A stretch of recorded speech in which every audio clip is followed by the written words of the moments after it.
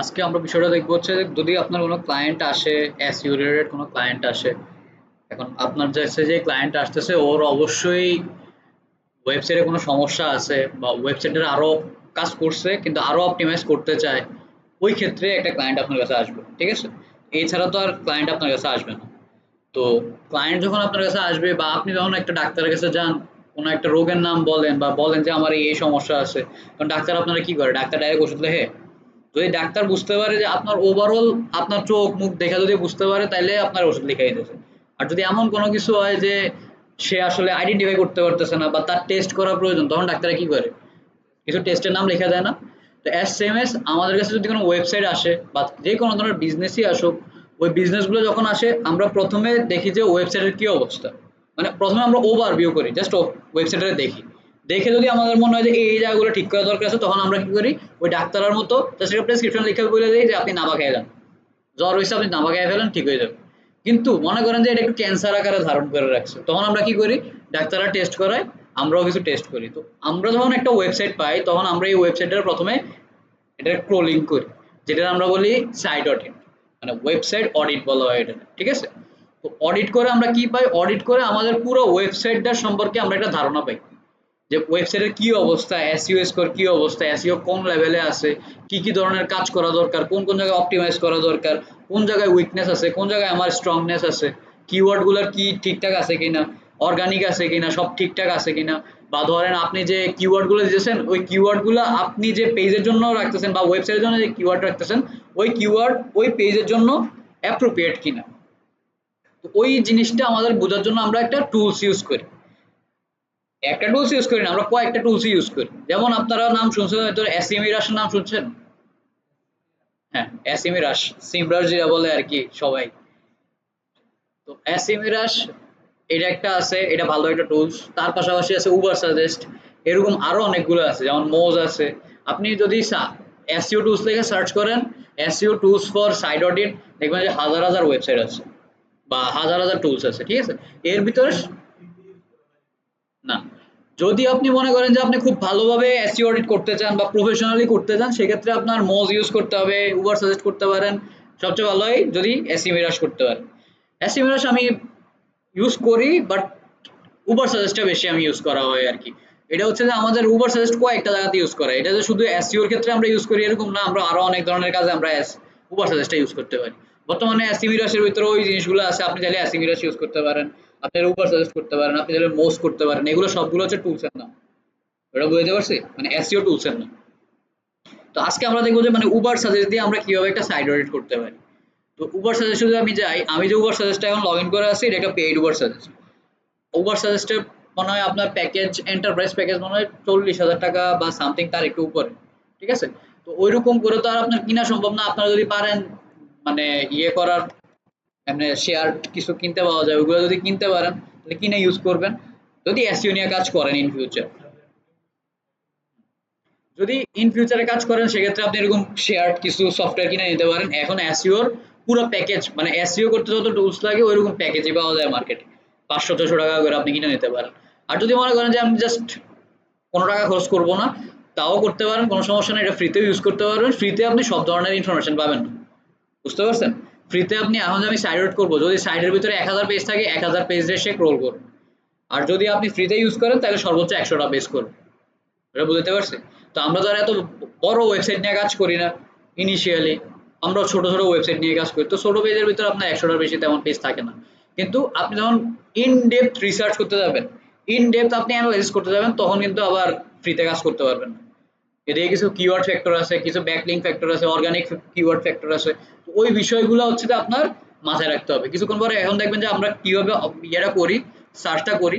দেখুন একটা ওয়েবসাইটের নাম বলেন, যে ওয়েবসাইটটা আপনারা পছন্দ করেন, একজন একটা ওয়েবসাইটের নাম বলেন।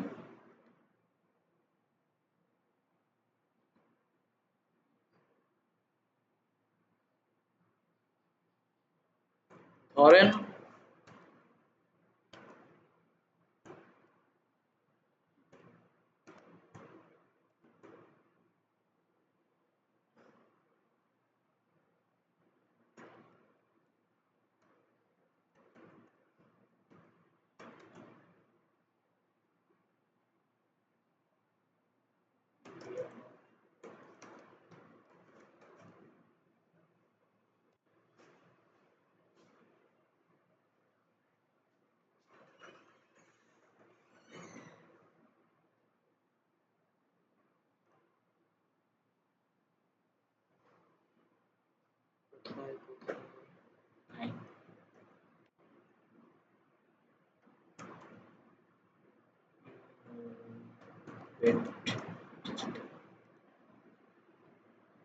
ধরেন এই ওয়েবসাইটটা আমরা নিই,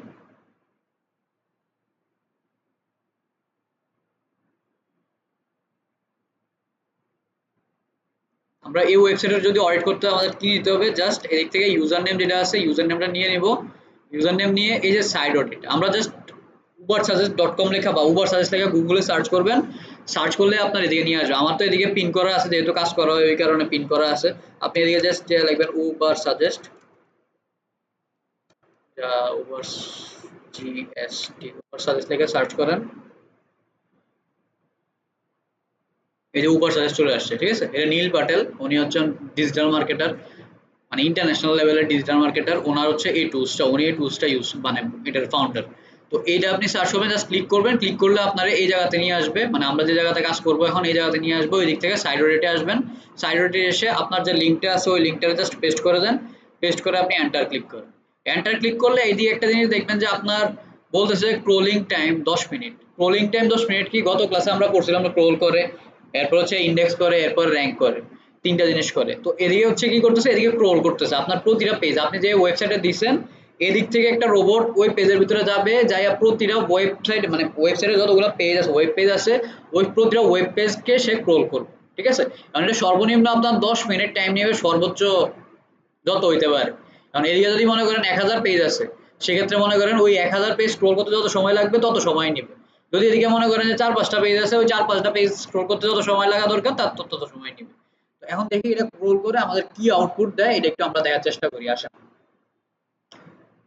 এটা হচ্ছে মূলত ডায়াগনস্টিক করতেছে, মানে এখন সে ক্রোল করতেছে, রোবটটা যায় ক্রোল করতেছে, এই ওয়েবসাইট থেকে একটা বট গেছে, ওই বটটা ওইদিকে ক্রোল করতেছে, ওইদিকে যত ইনফরমেশন আছে সব ইনফরমেশন আপনার এই জায়গাতে এখন পাঠাবে। এটা বুঝতে পারছি? আসেন দেখি কি করে। 10 মিনিট লাগবে না, এটা তো অলরেডি করে ফেলছে, 80% এর উপর আপনার কাজ হয়ে গেছে। এখন যদি আপনি এদিকে আরং এর পেজ বসাইতেন, আরং এর ওয়েবসাইট যদি এনে বসাইতেন, এটা জীবন এত তাড়াতাড়ি হইতো না, কারণ এর ভিতরে অনেক পেজ আছে, প্রোডাক্ট পেজ আছে, আপনার ওয়েলকাম পেজ আছে, এই পেজ ওই পেজ, কত পেজ এটার ভিতরে আছে। ওইরকম করে হিসাব করলে আপনি শেষ করতে পারবেন। ধরেন এদিকে আমাদের সর্বোচ্চ 28টা পেজ আছে, এবার দেখি এটার 28টা পেজের কি অবস্থা। দেখেন এদিকে আমার পুরো এসইও এর স্কোর গুলো দেওয়া শুরু করছে, বুঝতে পারছেন? এতক্ষণ কি করলো সে, ওই ওয়েবসাইটের ভিতরে গেছে, ওয়েবসাইটের ভিতরে গিয়ে ওয়েবসাইটের কোথায় কি আছে, ওটার অবস্থা বর্তমান সিচুয়েশন কি আছে, ওই বর্তমান সিচুয়েশনটা সে জানার চেষ্টা করছে। এদিকে দেখেন আপনার অন পেজ এসইও স্কোর দিছে কত, 79%। 79% কেন এদিকে গ্রেড দিয়ে রাখছে, গ্রেড দিয়ে রাখছে কেন, আপনি যদি মনে করেন 75-এর উপরে যদি আপনি স্কোর করা শুরু করেন, 75 থেকে আপনি 100 পর্যন্ত যান, তাহলে আপনি আপনার ওয়েবসাইট ঠিকঠাক আছে।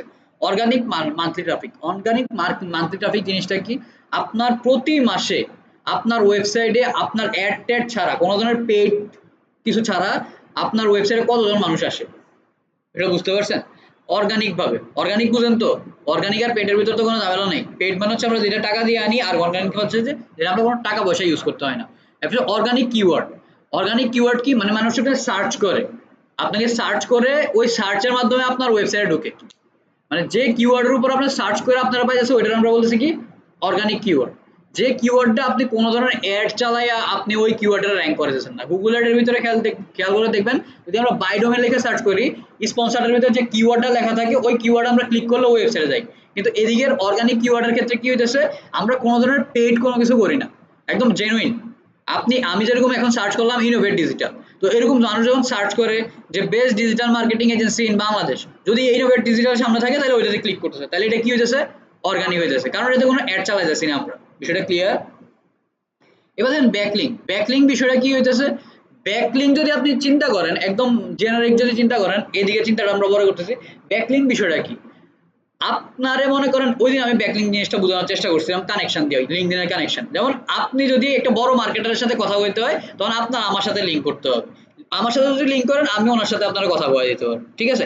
এসএমএস, আপনি যদি এই ওয়েবসাইটে আসেন, আপনার এই ওয়েবসাইটের থ্রুতে মানে কত কত ওয়েবসাইটের থ্রুতে আপনার এই ওয়েবসাইটের ভিতরে আসতে পারবে, এরকম কত জায়গাতে আপনি কাজ করে রাখছেন, এটা বুঝতে পারছি। মানে আপনি আপনার ওয়েবসাইট ছাড়া বা আপনার নিজস্ব গন্ডি ছাড়া আপনি আর কত জায়গায় নিজের ওয়েবসাইটটারে এমন ফুটফল করছেন যে ওই জায়গাতে ক্লিক করলে আপনার ওয়েবসাইটে চলে আসবে, ওই জিনিসটা আমরা বলতেছি ব্যাকলিঙ্ক। মানে আপনার ব্যাকএন্ডে কত রকমের লিঙ্কিং করে রাখছেন ওইগুলোর আমরা বলছি ব্যাকলিঙ্ক। এটা বুঝতে পারছি। ব্যাকলিঙ্ক কিন্তু অনেক ধরনের ব্যাকলিঙ্ক হইতে পারে, ঠিক আছে? তো ওই ব্যাকলিঙ্ক গুলো কি, ওই ব্যাকলিঙ্ক গুলো আমরা শিখবো হচ্ছে অফ পেজ এসইও যখন কাজ করব তখন অফ পেজ এসইও তে আমরা ব্যাকলিঙ্ক এর কাজগুলো শিখব। ব্যাকলিঙ্ক এর বিষয়টা বুঝতে পারছেন? মানে আপনার ওয়েবসাইটে আসার জন্য আমরা কত ধরনের রোড করে রাখছি, ওই রোড গুলোরে আমরা বলছি ব্যাকলিঙ্কিং। ক্লিয়ার বিষয়টা? এবার দেখেন পেজ ডিসকভার, মানে আমার এই ওয়েবসাইটটা, যে ওয়েবসাইটে এই ডোমেনটা দিছি আমি, ওই ওয়েবসাইটে কয়টা পেজ পাইছি, এদিকে 28টা পেজ পাইছে। এখন 28টা পেজের ভিতরে কয়টা পেজ সাকসেসফুল, মানে কোনো ধরনের পেজ সমস্যা নাই কয়টার ভিতরে, 28টার ভিতরে, মানে এই ওয়েবসাইটের কোনো পেজে কোনো ধরনের সমস্যা নাই। এরপর রিডাইরেক্ট, রিডাইরেক্ট বলতে বুঝাইতেছি কোনটা, যেমন আমার ওয়েবসাইটের ভিতরে দেখবেন আপনি ধরেন অ্যাবাউট আসে গেছেন, অ্যাবাউট আসে যখন আপনি অ্যাবাউট আস থেকে আপনি একদম প্রথম পেজে যাবেন, তখন আপনি আমার আমার লোগোর উপরে ক্লিক করতে হয়। আমার লোগোর উপরে যখন ক্লিক করেন তখন আপনার হোম পেজে নিয়ে আসে। কত ইয়াতে দেখাইছিলাম মনে আছে? তো ওই যে দেখাইছি, ওই যে নিয়ে আসতেছে এটারে বলছি রিডাইরেক্ট, কারণ ক্লিক করতেছি এক জায়গাতে নিয়ে যাচ্ছে আরেক জায়গাতে, আপনি ক্লিক করছেন লোগোতে কিন্তু নিতেছে আপনার কোথায়, হোম পেজ। তো এই যে আমি এই জিনিসটা করছি এটা আমরা বলছি রিডাইরেক্ট, মানে আপনি ক্লিক করতেছেন এক জায়গাতে, নিতেছি আমি আরেক জায়গাতে, এটা হচ্ছে আপনার রিডাইরেক্ট। ব্রোকেন লিঙ্ক, ব্রোকেন জিনিসটা কি, ধরেন আপনি এমন কিছু করে রাখছেন 404 এরর, এটা হচ্ছে ধরেন আপনি কোনো একটা বাটন দিয়ে রাখছেন, এই বাটনে ক্লিক করছেন, ওই বাটনে কোনো পেজ নেই। ধরেন আপনি কোনো একটা ওয়েবসাইটে গেছেন, ধরেন এই ওয়েবসাইটে গেছেন, এই ওয়েবসাইটে যাইয়া আপনি এদিকে কোনো একটা বাটনে ক্লিক করছেন, ধরেন এই বাটনে ক্লিক করছেন, সি হলে ক্লিক করছেন, আর সি হলে ক্লিক করলে কি হবে, ওনার যে সার্ভিসগুলো আছে এই সার্ভিসগুলো খোলার কথা না, আরো সার্ভিস আসার কথা না, কিন্তু এই জিনিসটা না করে এদিকে দেখাইলো যে আপনার কোনো কিছু নাই, 404, মানে আপনার ইরোর দেখালো একটা, এই ইরোরটারে আমরা বলতেছি ব্রোক। বিষয়টা বুঝাইতে পারছি? ক্লিয়ার? ব্লক, এই 404 ইরোরটারে বলা হয় যে ব্রোকেন লিঙ্ক, ব্রোকেন লিঙ্কের ইরোর হচ্ছে 404। এটা বুঝাইতে পারছি? এই 404 আপনার ডিজিটাল সেক্টরের যত জায়গা আছে বা প্রোগ্রামিং ল্যাঙ্গুয়েজে 404 বলতে বোঝায় যে আপনার ইরোর, কোন ধরনের ইরোরকে আমরা 404 বলি। যদি মনে করেন যে আমরা কোনো একটা ক্লায়েন্ট, কোনো একটা মার্কেটারে বলতেছি যে হেয়ার উই গট 404, তার মানে উনি বুঝবে যে এই ওয়েবসাইটের কোনো একটা জায়গাতে বা ওই যে লিঙ্কটা দিছি ওই লিঙ্কের ভিতরে 404 ইরোর আছে, তখন সে বুঝে নেবে ওইদিকে কোনো কন্টেন্ট নেই। যদি কোনো জায়গাতে 404 ইরোর থাকে তার মানে হচ্ছে ওইদিকে কোনো কন্টেন্ট নেই। বুঝতে পারছেন? মানে আপনি যে জিনিসটা চাইতেছেন বা যে বাটনটা ক্লিক করতেছেন, ওই বাটন ক্লিক করলে আপনি যে কন্টেন্ট গুলো পাওয়ার কথা ওই কন্টেন্ট গুলো যদি না পান, সেক্ষেত্রে আপনার ওয়েবসাইটই রেসপন্স করবে 404। বুঝতে পারছি? মানে ডিএনএস সার্ভার যেটা আছে ওই ডিএনএস সার্ভারই কল করবে 404। বিষয়টা ক্লিয়ার? এগুলা বানানো কোনো কিছু না, এগুলো হচ্ছে একদম ডিএনএস সার্ভারের ভিতরে যেমন প্রোগ্রামাররা প্রোগ্রামিং করছে ওই প্রোগ্রামিং জিনিসগুলো এদিকে ইমপ্লিমেন্ট হয়। জাস্ট আমাদের এই জিনিসগুলো জানতে হয়। এবার ব্লকড, আপনি যদি কোনো জিনিসকে ব্লক করে রাখতে, কোনো একটা লিঙ্ক আপনি ব্লক করে রাখছেন, এদিকে একটা কাহিনী আছে, do follow backlink, no follow backlink, দুইটা জিনিস একটু বুঝবেন। Do follow, back, no follow. Do follow কি জিনিসটা বুঝতেছেন, মানে ফলো কর, বাংলা ভাষায় যদি আমি বলি ফলো কর, আর নো ফলো, ফলো করুন। এখন ধরেন আপনি একটা হাইপার লিঙ্ক করছেন, হাইপার লিঙ্ক তো সবাই বুঝেন, হাইপার লিঙ্ক করছেন, এখন আপনি এই হাইপার লিঙ্কটারে নো ফলো করে রাখছেন, মানে আপনারে আমি বলছি যে ভাই আপনার ওয়েবসাইটে আপনি একটা আমারে ব্যাকলিঙ্ক করে দেন, আপনার কোনো একটা আর্টিকেল লিখছি আমি, আপনার ওয়েবসাইটে আর্টিকেল লিখবো, ওই আর্টিকেলে কোনো একটা লাইনের ভিতরে আমি আমার ওয়েবসাইটে হাইপার লিঙ্ক করবো, ওই জায়গাতে ক্লিক করলে আমার ওয়েবসাইটে আসবে। এখন আপনি কি করলেন, আপনি ঠিকই আমার বলছেন ঠিক আছে ভাই কোনো সমস্যা নাই, আপনি আমার দেন, আমি করে দিয়েছি, আমি আপনার আর্টিকেল দিছি, আপনার লিঙ্কটা দিছি, আপনি হাইপার লিঙ্কও করছেন, কিন্তু হাইপার লিঙ্ক করার সময় আপনি নো ফলো ব্যাকলিঙ্ক করছেন। বুঝতে পারছেন? নো ফলো ব্যাকলিঙ্ক করলে কি হয়, নো ফলো ব্যাকলিঙ্ক করলে আপনার যে সার্চ, আপনার যে ইয়ে আছে সার্চ ইঞ্জিন আছে, ওটা যখন ক্রল করে তখন এটা ক্রল করে না, মানে যে লিঙ্কটা দিয়েছেন হাইপার লিঙ্ক যেটা করছেন ওই লিঙ্কে সে আর যায় না, ওই লিঙ্কে সে যদি না যায় তাহলে মানুষের সামনেও সে ওই লিঙ্কটারে প্রদর্শন করে না। বুঝতে পারছি? তো যদি ডু ফলো করেন তখন কি হবে, ডু ফলো করলে সে যখন আপনার ওয়েব পেজটা ক্রল করতেছে তখন ওই লিঙ্কটাতেও সে পাবে, ওই লিঙ্কটাতে পাইলে সে একটা পার্ট ওই লিঙ্কটাতেও ক্রল করবে, যে এই লিঙ্কটাতে গেলে আসলে কি পাইতেছি আমি, তখন ওই ওয়েবসাইটটাও ক্রল করে। এটা বুঝতে পারছি? তো আপনি যদি মনে করেন বড় বড় ওয়েবসাইট যেগুলো আছে, ধরেন কোনো একটা ওয়েবসাইটে প্রতিদিন 5 লাখ মানুষ ঢুকে, ওইরকম একটা পেজের ওয়েবসাইটের ভিতরে আপনার যে ওয়েবসাইটটা আছে, ধরেন আপনার ওয়েবসাইটটা গত 1 মাস আগে বানাইছেন, এসইও করছেন, সব ঠিকঠাক আছে, কোনো সমস্যা নেই, আপনি ওনারা বলছেন যে ভাই আপনি আমার একটা ব্যাকলিঙ্ক দেন, আপনার ওয়েবসাইটে একটা ব্যাকলিঙ্ক দেন, ডু ফলো ব্যাকলিঙ্ক নিয়ে। কারণ সে ভাবতেছে, সে আপনার ওয়েবসাইট ঘুরে দেখলো যে আপনি কোনো উল্টাপাল্টা সার্ভিস সেল করতেছেন, তখন সে কি আপনার ডু ফলো ব্যাকলিংক দিবে? সে কিন্তু দিবে না। কেন দিবে না? যদি সে ডু ফলো ব্যাকলিংক দেয়, যখন সে তার ওয়েবসাইটে যখন গুগল ক্রল করবে, গুগল কিন্তু প্রতিনিয়ত ক্রল করে, নতুন কিছু আপডেট হলেই ক্রল করে। ধরেন আপনার যখন আর্টিকেলটা দিলেন, সে ওই জায়গাটা ক্রল করবে, ক্রল করলে দেখলো যে ডু ফলোতে আপনি যখন দেখতেছে যে আপনার ওয়েবসাইটের সাথে ওই ওয়েবসাইটের সাথে কোনো মিল নেই, কন্টেন্টের কোনো মিল নেই, বা আপনার ওয়েবসাইট একরকম, ধরেন আপনার ওয়েবসাইট ডিজিটাল মার্কেটিং এজেন্সি, আপনি ওইদিকে খুলে রাখছেন ধরেন মেডিসিন টাইপ কোনো কিছু, ঠিক আছে, মেডিসিন ভালোই বললাম, আপনি একটু অন্যরকম বুঝে নেন বা নেগেটিভ কোনো কিছু বুঝেন যেটা আপনার বিজনেসের সাথে রিলেটেবল না। যদি ওইরকম কোনো কিছু হয়, সেক্ষেত্রে কি হবে, আপনার ওয়েবসাইটের যে এসইও স্কোরটা আছে না, ওই এসইও স্কোরটা ডাউন হবে ওই ওয়েবসাইটের কারণে। আপনি যে ডু ফলো ব্যাকলিংক দিয়ে দিলেন ওনারে, ওই ওয়েবসাইটে যায় দেখবো যে আপনার সাথে কোনো মিল নাই। এখন ওনারটা তো যাবো, ওনার তো ডাউন হবে, সাথে আপনারটাও ডাউন হবে। বিষয়টা বুঝতে পারছি? এই কারণে ডু ফলো ব্যাকলিংক নেওয়াটা টাফ, নো ফলো ব্যাকলিংক নেওয়াটা ইজি, কোনো সমস্যা নেই। আপনি বলবেন যে ভাই একটা ব্যাকলিংক করে দেন, নো ফলো করে দেন, দিয়ে দেবো। নো ফলো আসলে কাজ করে না তেমন একটা। যখন ব্যাকলিংক নিতে হয় তখন আমাদের ডু ফলো ব্যাকলিংকটাই নিতে হয়। বিষয়টা clear? No follow do follow বিষয়টা বুঝতে পারছেন? আর এই যে ব্লক জিনিসটা কি? ব্লক জিনিসটা আমরা কি করি, আমরা নো ফলো করি, নো ফলো করে নিচে একটা অপশন থাকে যে এই লিঙ্কে সে ক্রল করবে কিনা।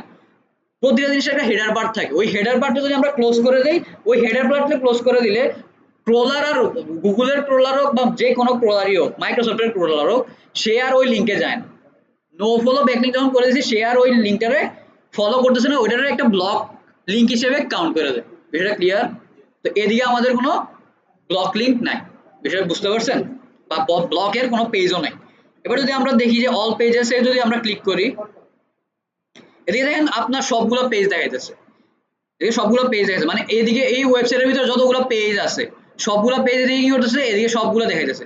এখন এদিকে একটা জিনিস দেখেন, এদিকে লেখা আছে সাকসেসফুল 200। সাকসেসফুল 200 মানে কি?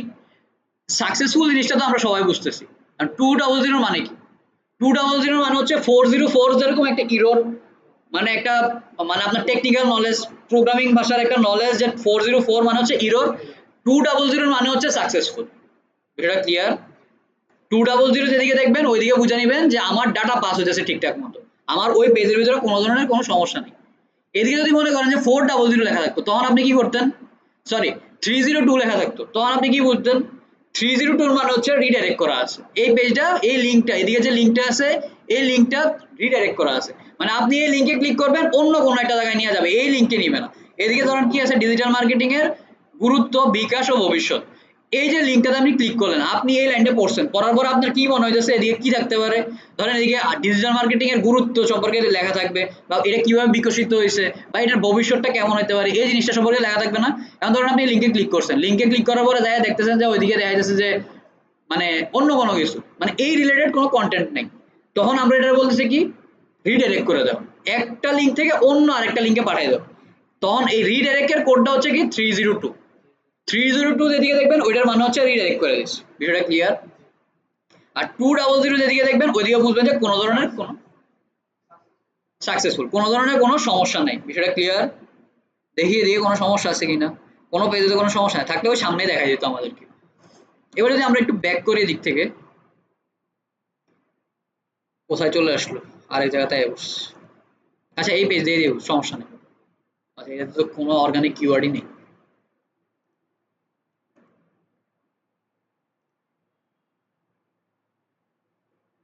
এবার দেখেন এই জায়গাতে আসেন এসইও ইস্যু। এসইও ইস্যু বিষয়টা কি? আপনার ওয়েবসাইটের ভিতরে এসইও রিলেটেড কত ধরনের ইস্যু আছে ওই জিনিসটা এদিকে প্রকাশ করতেছে। এদিকে শুধু প্রকাশ করতেছে না, কোন পেজের কত নাম্বার লাইনে কি সমস্যা আছে ওই জিনিসটা পর্যন্ত আপনার দেখাই দিবে। জাস্ট আপনি এদিক থেকে ফাইন্ড আউট করবেন, ওই জায়গাতে যাবেন, যাইয়া ওই জিনিসটা ঠিক করবেন, দেখবেন এই জায়গাতে সমাধান হয়ে গেছে। এবার দেখেন আমরা যদি ভিউ ডিটেলসে ক্লিক করি, দেখেন এদিকে কয়টা পেজ দেখা যাচ্ছে, দুইটা পেজ দেখা যাচ্ছে। এদিকে কি বলতেছে, এসইও ইস্যু কি আছে, লো ওয়ার্ড কাউন্ট। লো ওয়ার্ড কাউন্ট কেন? আপনার এসইও করতে গেলে বর্তমান যে সার্চ ইঞ্জিনগুলো আছে, মানে আপডেট যে সার্চ ইঞ্জিনগুলো আছে, বর্তমানে সবগুলোই আপডেট সার্চ ইঞ্জিন।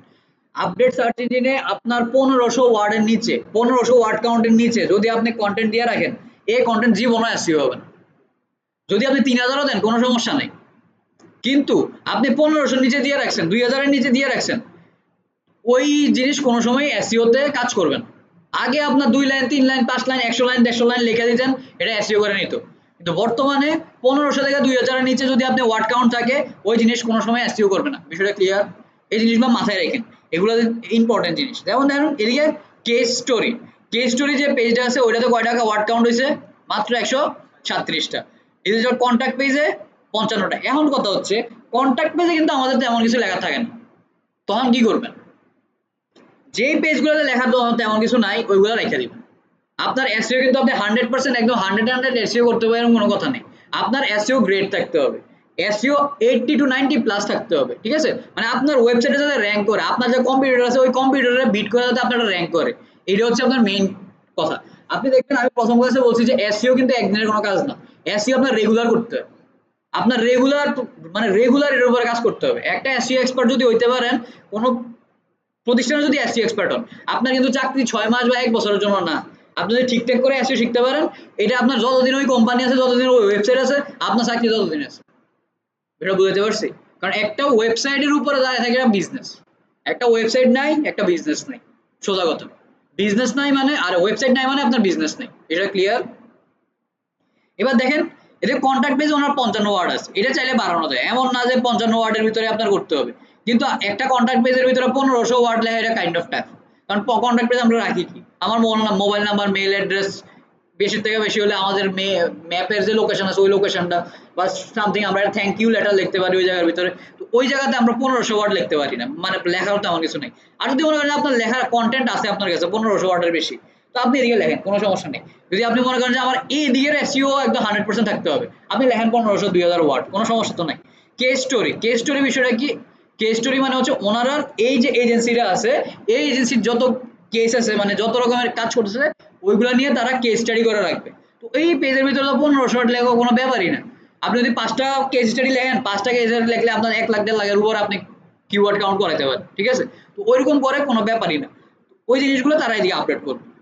এবার যদি আবার একটু ব্যাকে যাই, আমরা এসইও ইস্যুতে আসি। এবার দেখেন এদিকে আমরা তো দেখলাম যে লো ওয়ার্ড কাউন্ট, H1 ট্যাগের সমস্যা। H1 ট্যাগ মানে কি হইতেছে, মানে আমার ওয়েবসাইট যেটা আছে, আমার এদিকে যে ওয়েবসাইট আছে, এই যে বড় যে লেখাটা আছে, এই বড় লেখাটা আমরা কি বলতেছি? H1 tag. ট্যাগ বড় যে লেখাটা থাকবে, মানে আপনার দৃষ্টি নিবেদে, আপনার ফোকাস কিওয়ার্ড নিবে যে, তারে আমরা বলি H1 ট্যাগ। আপনার ওয়েবসাইটের কিওয়ার্ডের উপরে, আপনার যে কিওয়ার্ডের উপরে আপনি ওয়েবসাইট র্যাঙ্ক করতেছেন, ওটা সবসময় H1 ট্যাগে থাকতে হবে। আপনার যে মেইন ফোকাস কিওয়ার্ড আছে, ফ্রেজ কিওয়ার্ড আছে, ওই ফ্রেজ কিওয়ার্ডও আপনার H1 ট্যাগে থাকতে হবে। আর ফ্রেজ কিওয়ার্ড কোনটা আর ফোকাস কিওয়ার্ড কোনটা, দুইটা কিন্তু সেম জিনিস না। ফোকাস কিওয়ার্ড হচ্ছে ধরেন আপনি বেস্ট ডিজিটাল মার্কেটিং এজেন্সি বা বেস্ট মার্কেটার ইন বাংলাদেশ, এটা হচ্ছে আপনার ধরেন কিওয়ার্ড। এটার সিনোনিমিক ওয়ার্ড একটা হবে আপনার ফ্রেজ কিওয়ার্ড, বুঝতে পারছি? মানে নট একদম হুবহু জিনিসটা, ওইটার মতোই একটা ওয়ার্ড হবে আপনার ফ্রেজ কিওয়ার্ড। আমি যখন আপনাদের ওই গত ক্লাসে যখন দেখাইছিলাম অন পেজের কিছু একটা ডেমো দেখাইছিলাম না, যে অন পেজে আমরা কি কি কাজ করি, ওই যে রেড থেকে গ্রিন করতে হয়, ওই রেড থেকে গ্রিনের ভিতরে দেখবে যে ফ্রেশ কিওয়ার্ড লেখা আছে, ওইটা আমাদের কাজ করতে গেলে কি করতে হয়, আমাদের প্রিমিয়াম নিতে হয়। তো আমাদের প্রিমিয়াম তো নেওয়ার দরকার নেই। আপনি যখন এক্সপার্ট কোনো ইয়ার কাজ করবেন বা বড় কোনো এজেন্সির কাজ করবেন, তখন ওই ওনাদের কাছে শুরু থেকেই তাদের প্রিমিয়াম সব ধরনের টুলস গুলো থাকবে, তখন আপনি ওই টুলস ইউজ করে আপনি কাজ করে নেবেন। ফ্রেশ কিওয়ার্ড আগের থেকে সবকিছু রেকর্ড করা থাকে। আপনি যখন একটা ওয়েবসাইট বানাইতেছেন বা ওয়েবসাইট বিল্ড করতেছেন, তার আগে আপনার প্রথম কাজ থাকে হচ্ছে আপনার কিওয়ার্ড রিসার্চ করে নেওয়া, যে আমি কোন কিওয়ার্ডের উপর আমার ওয়েবসাইটে র্যাঙ্ক করাবো। ওই জিনিসটা আমরা দেখবো কোন সময়, যখন আমরা অন পেজ এসইও ঢুকবো, তার আগে আমরা এই জিনিসটা দেখে নেবো কিওয়ার্ড কিভাবে রিসার্চ করতে হয়। আজকে আমরা কোন জিনিসটা দেখতেছি, একটা ওয়েবসাইটের ভালো মন্দ দিকটা আমরা দেখতেছি, এটা বুঝতে পারছি? তো এই যে বিষয়টা দেখতেছেন, এই যে H1 ট্যাগটা দেখতেছেন, এই H1 ট্যাগটা আমার কি করতেছে, আপনার H1 এই লেখাটা চোখে পড়বো বেশি না এই লেখাটা চোখে পড়বো বেশি, বলেন তো? নিচেরটা বেশি চোখে পড়বে না? প্রথমত হচ্ছে ওনাদের ব্র্যান্ডিং কালার এদিকে দিয়ে রাখছে, আর দ্বিতীয়ত হচ্ছে এটা বড় করে দিয়ে রাখছে অ্যাবাউট আস। অ্যাবাউট আস এইদিকে অ্যাবাউট আস না থেকে যদি অন্য কোনো কিছু থাকতো, ওই অন্য কোনো কিছুই উপরের দিকে আপনার H1 ট্যাগে দিতে হতো। কেস স্টোরি H1 ট্যাগে দিয়ে রাখছে, মিট আওয়ার টিম H1 ট্যাগে দিয়ে রাখছে। এটা বুঝাতে পারছি? মানে আপনার মেইন ফোকাস গুলো যেগুলো আছে, মেইন ফোকাস কিওয়ার্ড গুলো যেগুলো আছে, ওই মেইন ফোকাস কিওয়ার্ড গুলো সবসময় H1 ট্যাগের ভিতরে রাখতে হবে, আদারওয়াইজ আপনার ওয়েবসাইট এসইও 100% হবে না। এবার যদি আপনি এদিকে ক্লিক করেন, ভিউ ডিটেলসে ক্লিক করেন, দেখেন কি বলতেছে, ব্লক সাইডের ভিতরে আপনার H1 ট্যাগ নাই। ব্লক সাইডের কি হইতে পারে, ব্লক সাইডে যদি আপনি যান দেখবেন যে আপনার যে টাইটেলের যে জায়গাগুলো আছে ওই টাইটেলগুলোতে আপনি H2 দিয়ে রাখছেন বা H3 দিয়ে রাখছেন। H1 ট্যাগ আপনার মাস্ট থাকতে হবে। H1 ট্যাগ নাই মানে আপনার এসইও হইতেছে না। এটা বুঝতে পারছি? এবার যদি দ্বিতীয়টা দেখেন, 25 pages no meta description. Meta description কি? ডেসক্রিপশন বুঝেন সবাই, মানে হচ্ছে আপনার সম্পর্কে যদি আমি জিজ্ঞেস করি আপনার সম্পর্কে বলেন, আপনি নিজের সম্পর্কে ডেসক্রাইব করবেন, খুব ডিটেইলে ডেসক্রাইব করবেন। কিন্তু আপনি যদি বলে মেটা ডেসক্রিপশন করেন, মেটা ডেসক্রাইব করেন, তখন আপনি কি বলবেন, আপনার কি কি বিষয়গুলো বলবেন, আপনি এই জীবনকালে আপনি এমন কি কি করছেন যেটার কারণে আপনার আমার সাথে কথা বলতে হবে, বা আপনার কাছে এমন কি আছে যে জিনিসের কারণে আপনার সাথে আমি সম্পর্ক স্থাপন করব। ওই যে খুব পয়েন্ট নিশ নিশ আপনার একদম স্পেসিফিক বিষয়গুলো আছে, ওই স্পেসিফিক বিষয়গুলোরে আমরা বলতেছি মেটা ডেসক্রিপশন। আপনি ধরেন 1500 ওয়ার্ডের একটা আর্টিকেল লিখছেন, এখন ওই আর্টিকেলের একটা মেটা ডেসক্রিপশন থাকতে হবে যে এই আর্টিকেলটা আপনি কি নিয়ে লিখছেন, আর এই জিনিসটা কই থাকবে, এই জিনিসটা থাকবে সবসময় উপরের দিকে। এবার যদি আমরা একটা আর্টিকেল লিখে সার্চ করি,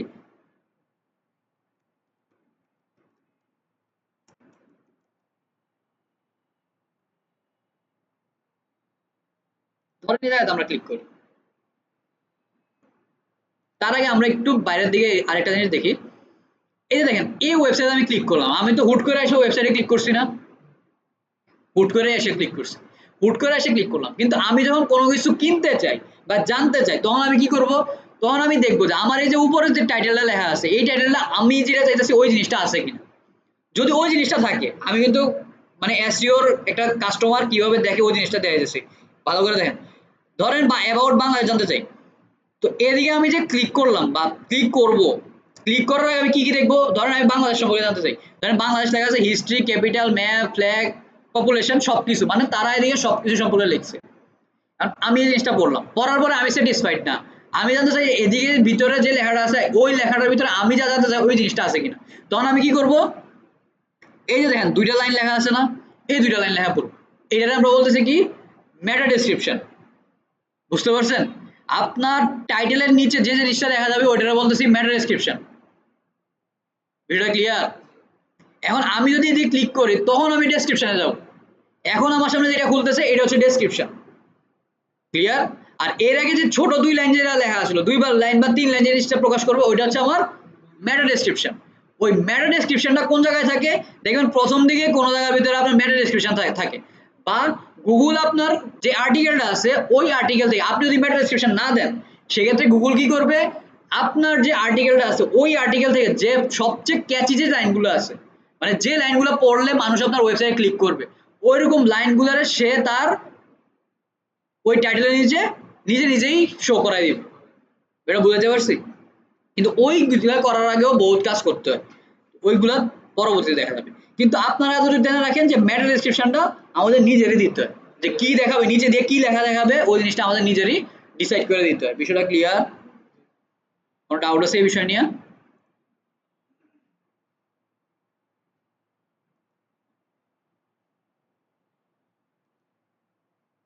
কি হইল?